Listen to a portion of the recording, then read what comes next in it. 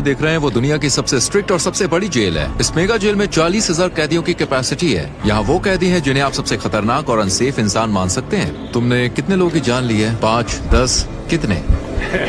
50 से ज्यादा। MS-13 और बाकी कई गैंग्स। ये जानवर है, ये इंसान नहीं है। ये साइकोपैथ और सोशियोपैथ है, ऐसे लोग जिनसे आप यहाँ मिलने वाले हैं। हम सबसे खतरनाक कैदियों को देखने जा रहे हैं। स्वागत है सी कॉर्ट में, जो कैपेसिटी के हिसाब से दुनिया की सबसे बड़ी जेल है एल सल्वाडोर में। इसे सबसे खतरनाक क्रिमिनल्स को कैद करने के लिए बनाया गया है। जो यहाँ आते हैं वो जिंदा बाहर जाने की उम्मीद नहीं कर सकते। यहाँ से निकलने का कोई रास्ता नहीं है। तुम यहाँ से कैसे बाहर जाओगे? इस छोटे से देश जिसकी आबादी सिर्फ 60 लाख है, उसको इतनी बड़ी जेल क्यों चाहिए? वजह है खतरनाक गैंग्स। कभी पूरे देश पर राज करने वाले इन गैंग्स पर मार्च 2022 से कड़ी कार्रवाई शुरू हुई। राष्ट्रपति नायाब बुकेले के शासन में सिर्फ 16 महीनों में 70,000 से ज्यादा लोग को अरेस्ट किया गया। ये देश की एडल्ट पॉपुलेशन का करीब 2%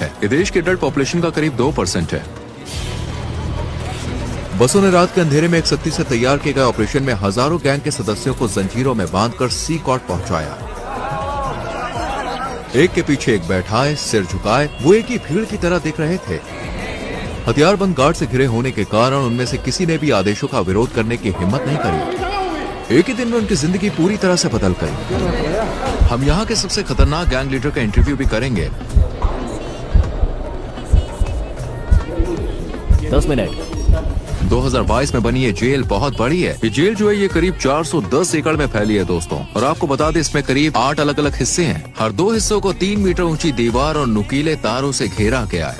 ये पूरी जगह 9 मीटर ऊंची दीवार और 3 मीटर ऊंची बिजली की तारों वाली फेंस से घिरी हुई है, जिसमें 15,000 वॉट का करंट है। 19 वॉच टावर्स हर हरकत पर नजर रख रहे हैं ताकि कुछ भी छूट न जाए। यहाँ की पूरी डिजाइन सिर्फ भागने से नहीं रोकती, बल्कि भागने के ख्याल को ही मिटा देती है। हेलो, हमारे पास प्रेसिडेंसी से परमिशन है। सोल्जर्स ने हमें रोक लिया। हमें उम्मीद है कि ये आखिरी चेक पॉइंट होगा। सी कॉर्ट के आसपास के 2 किलोमीटर के दायरे में जैमर ने सारे सिग्नल्स ब्लॉक कर दिए हैं, जिससे कम्युनिकेशन बंद हो गया है। जेल की सुरक्षा के लिए 600 से ज्यादा सैनिक सिर्फ बाहरी सुरक्षा पर तैनात हैं। जेल में दाखिल होने से पहले हमें अपनी सारी चीजें यहीं छोड़नी होंगी।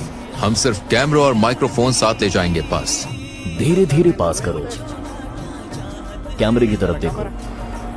Body scanner. मुझे याद नहीं रहा कि मैंने अपनी वेडिंग रिंग उतारी है। इसे वहाँ रखना होगा। ये मशीन कुछ भी छुपने नहीं देती। ये हाई कैपेसिटी एक्सरे स्कैन हड्डियों और अंदरूनी अंगों तक को दिखा देता है। इसे खासतौर पर नए कैदियों की जांच के लिए इस्तेमाल किया जाता है, ताकि कोई भी अपनी बॉडी में ऐसा सामान न ले जाने की कोशिश करे जो पूरी तरह से प्रतिबंधित है। ये लोग चीजें निगल लेते थे या फिर बजा और एक के जरिए अंदर लाने की कोशिश करते थे। माइक्रो SD कार्ड, माइक्रोचिप्स और यहाँ तक कि फोन चार्जर भी। एक और गहन बॉडी चेक की गई। अपने जूते उतारो। उन्होंने हमारे सॉक्स को भी अंदर से चेक किया। हमें केवल सिक्योरिटी पार करने में 1 घंटा लग गया, जबकि हमें मीडिया के रूप में इनवाइट किया गया था और इसके लिए महीनों पहले अप्लाई किया था। गार्ड्स ने मास्क पहना है क्योंकि वो यहाँ एक जोखिम भरा काम कर रहे हैं। अगर उनकी पहचान हो गई तो टाउन सेंटर से आना उनके लिए और भी खतरनाक हो सकता है, क्योंकि इनके गैंग्स के बहुत सारे कनेक्शन है, इसलिए उन्हें अपनी पहचान छुपानी पड़ती है। आप मास्क क्यों नहीं पहनते? मुझे उनसे आमने सामने बात करनी पड़ती है, उनकी आंखों में देखकर। वो पहले से ही जानते हैं कि मैं कौन हूँ। अब हम रजिस्ट्रेशन रूम में हैं। ये जगह सिर्फ कैदियों के लिए है। जब किसी क्रिमिनल को सड़क से पकड़ा जाता है तो उनके पास कोई ID नहीं होती और न ही वो अपना असली नाम बताते हैं, इसलिए उनकी फिंगरप्रिंट और फोटो लेकर उन्हें सिस्टम में एनरोल किया जाता है। एक बार जब वो सी कॉर्ट का परमानेंट पार्ट बन जाते हैं तो वो अपने परिवार और प्रियजनों से हमेशा के लिए संपर्क खो देते हैं, क्योंकि फैमिली विजिट स्ट्रिक्टली मना है। ये भी ध्यान देने वाली बात है कि बड़ी कार्रवाई के दौरान कुछ मासूम लोग गलती से जेल में बंद कर दिए गए। नो कॉन्टैक्ट पॉलिसी की वजह से उनके परिवार को ये तक नहीं पता कि वो कहाँ है या जिंदा भी है या नहीं। कुछ के लिए ये डॉक्यूमेंट्री उनके गायब प्रियजन को देखने का पहला मौका हो सकता है। कैदियों के मॉड्यूल्स में जाने से पहले हम जेल के आर्मरी सेक्शन में गए। ये हिस्सा किसी भी संभावित दंगे के मामले में जरूरी है, क्योंकि यहाँ के क्रिमिनल्स दुनिया के सबसे खतरनाक क्रिमिनल्स माने जाते हैं। हम जो हथियार यहाँ इस्तेमाल करते हैं और वो T65 राइफल है, जो कि M16 राइफल जैसी ही होती है। हमारे पास 12 गेज शॉटगन भी है। सिग सॉयर राइफल हमें तंग जगहों में भी आसानी से काम करने देती है। जब क्रिमिनल्स को अरेस्ट कर बस में ले जाया जाता है तो उनके मूवमेंट को रोकने और ऑफिसर्स की सुरक्षा के लिए कई तरह की हथकड़ियाँ और जंजीरें लगाई जाती हैं। क्या यहाँ पे कभी दंगा हुआ? अभी तक कोई भागने की कोशिश नहीं हुई। यहाँ हमारे पास सबसे खतरनाक क्रिमिनल है। दंगा रोकने वाले गियर में सिर की सुरक्षा, फेस शील्ड, गर्दन की सुरक्षा, एंटी ट्रॉमा वेस्ट, पैरों की सुरक्षा, शिन गार्ड्स और एक शील्ड शामिल है। आमतौर पर जेलों में कैदी हाथ से बने हथियार जैसे चाकू या नुकीले औजार तैयार कर लेते हैं। उनकी पूरी सुरक्षा की जाती है। आप देख सकते हैं उनके पैरों की भी सुरक्षा होती है। क्योंकि जेल बहुत बड़ी है, हमें बस से जाना होगा। अब हम मॉड्यूल एरिया में एंटर कर रहे हैं। देश को सुरक्षित रखने के लिए सी कॉर्ट में 1000 स्टाफ मेंबर्स काम करते हैं। ये लगभग इम्पॉसिबल है, लेकिन बस सोचिए अगर कोई कैदी इस किले नुमा जेल से बाहर निकल भी जाए तो जो छोटे छोटे पत्थर आप देख रहे हैं उन्हें जानबूझकर यहाँ रखा गया है। इन पत्थरों पर चलते ही आवाज होती है जैसे अलार्म बज गया हो। ऐसे में चुपचाप भागना नामुमकिन है। क्या उन्होंने भागने की कोशिश की? नहीं। क्या वो कोशिश कर सकते हैं? मुश्किल है, क्योंकि उन्हें कई सिक्योरिटी रिंग्स पार करने होंगे। सी कॉर्ट को एक अलग अलग जगह पर अपनी पूरी इंफ्रास्ट्रक्चर के साथ बनाया गया है, जिसमें इलेक्ट्रिकल और सीवेज सिस्टम भी शामिल है ताकि बाहरी रोक टोक ना हो सके। अगर बिजली कट जाए या पानी की सप्लाई रुक जाए तो सिस्टम्स और पावर प्लांट से एक हफ्ते तक काम कर सकते हैं। मुझे बहुत एक्साइटमेंट हो रही है। अब हम दुनिया के सबसे खतरनाक क्रिमिनल्स के आमने सामने होने वाले हैं। माहौल काफी तनावपूर्ण है। अब हम एक मॉड्यूल के अंदर जा रहे हैं। आप यहाँ तीसरे और चौथे मॉड्यूल को एक साथ देख सकते हैं। जो क्रिमिनल इनमें से किसी एक इमारत में घुसता है वो कभी इन दरवाजों से बाहर नहीं निकलता। कुछ ही कदमों में हम 2500 से ज्यादा कैदियों के बीच होंगे। ये ऐसा है जैसे कंट्रोल्ड केओस के बीच कदम रख रहे हैं।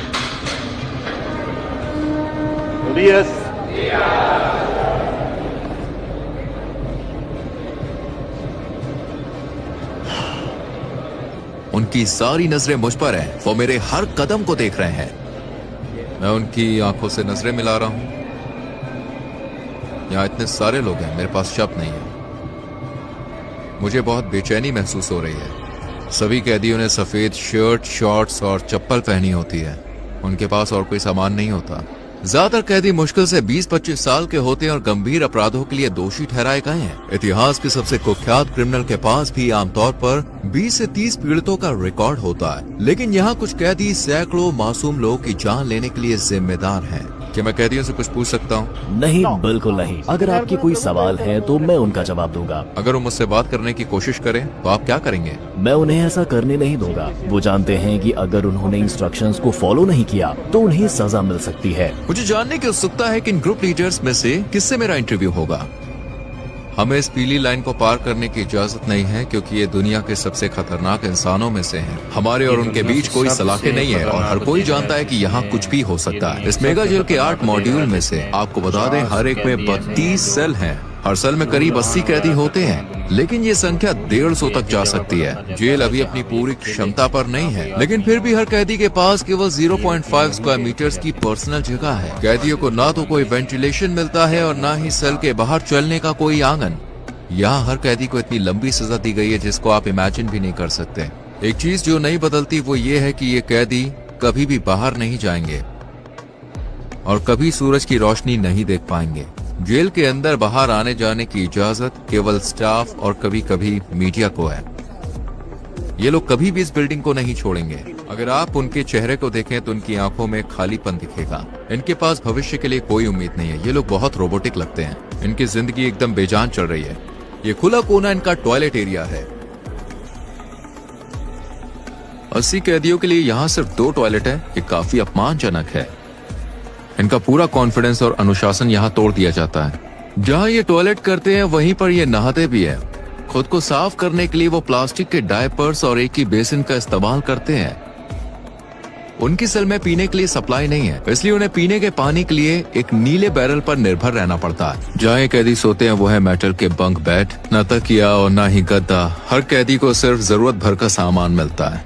एक सफेद चादर, एक यूनिफॉर्म, मोजे, चप्पल और एक तौलिया, बस यही। ये कैदी अपने 4 लेवल वाले बंक बेड पर पूरा दिन बिताते हैं। इन्हें ऐसे ठूस ठूस कर रखा गया है जैसे गोदाम में सामान रखा जाता है। स्वच्छता और अनुशासन के लिए कैदियों के बाल हर 2 हफ्ते में जेल स्टाफ द्वारा काटे जाते हैं। लंबे बाल या दाढ़ी सिर्फ गंदे ही नहीं होती, बल्कि इनसे तेज धार वाली चीजें भी छुपाई जा सकती है। चलो देखते हैं। अपनी शर्ट उतारो और यहाँ लाइन में खड़े हो जाओ। अब ये अपनी शर्ट्स उतार रहे हैं। ये कैदी कभी MS-13 और बोरियो 18 गैंग्स का हिस्सा थे जो एल सल्वाडोर के मोहल्लों पर राज करते थे। इन 2 दुश्मन गैंग्स ने सालों तक लोकल लोगों से पैसे वसूले और उन्हें बहुत तकलीफ दी। यहाँ बोरियो 18 और MS-13 दोनों गैंग्स एक ही सेल में हैं। हाँ बिल्कुल, पूरा मॉड्यूल ऐसा ही है, सभी इसी तरह रहते हैं। बाहर अगर कोई दूसरे के इलाके में जाता है तो उसे बुरी तरह से मारा जाता है, लेकिन यहाँ वो आखिरी सांस तक एक साथ रहते हैं। ये एक दूसरे पर हमला किए बिना कैसे रहते हैं? इन्हें साथ रहना सीखना पड़ता है। यहाँ ये जेल में है, सड़क पर नहीं। ज्यादातर कैदियों के शरीर पर यहाँ तक कि चेहरे पर भी टैटू है जो उनकी गैंग की वफादारी को दिखाते हैं।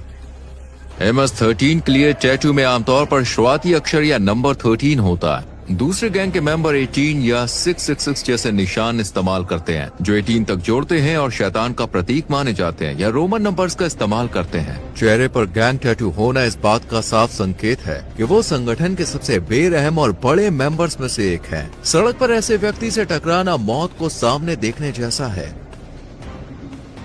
मकड़ी के जाल का टैटू रिप्रेजेंट करता है कि व्यक्ति न्याय व्यवस्था के जाल में फंसा है और लंबी जेल की सजा काट रहा है। शैतान के सींग वाला टैटू अंधेरे का प्रतीक है जो इन लोगों के शैतान की पूजा करने को दर्शाता है। कुछ तो यहाँ तक दावा करते हैं कि उन्होंने अपने काम शैतान के आदेश पर किए हैं। आंसू की बूंद वाला ये टैटू दर्शाता है कि उस व्यक्ति ने किसी की जान ली है। अगर 3 आंसू हैं तो इसका मतलब है कि उन्होंने इतने लोगों की जान ली है कि उनको अब इस चीज की गिनती भी याद नहीं है। अभी हंसो बाद में रो वाक्य वाले जो मास्क है या फिर जो जोकर के टैटू हैं, वो ये संदेश देते हैं कि मुश्किलों में भी मजबूत रहो और परिणामों का सामना बाद में करो। क्या ये सभी लोग वाकई में इतने ज्यादा बुरे हैं? ये किसी और ही लेवल पर है। सबसे खतरनाक क्रिमिनल जो अपनी मानसिकता कभी नहीं बदलेंगे।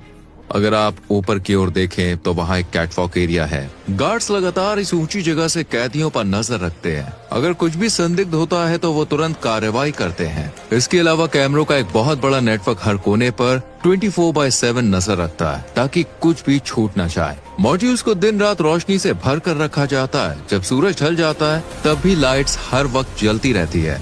कैदियों पर लगातार नजर रखी जाती है। मुझे लगता है ये यहाँ होने वाली सबसे मुश्किल चीजों में से एक है। जब वो सोने की कोशिश करते हैं तो अपनी आंखों को रोशनी से बचाने के लिए तौलिए से ढक लेते हैं।